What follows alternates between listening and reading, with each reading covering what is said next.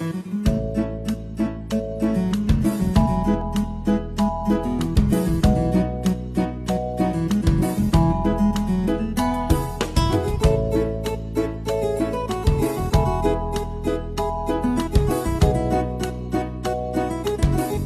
Boruni Raja itu putri raja. Jadi setiap anak perempuan di Batak itu putri raja.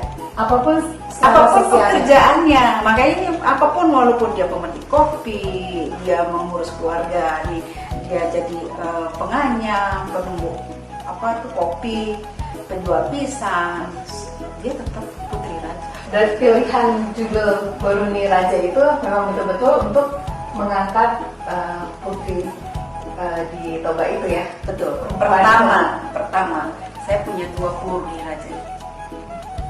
Peninggalan suami saya, jadi warisan paling berharga diberikan oleh suami saya adalah 2 Boruni Raja. Sudah menjadi bagian hidup saya, Batak itu jadi bagian hidup saya, dan saya hidup dengan orang Batak gitu ya. Jadi itu penghargaan saya kepada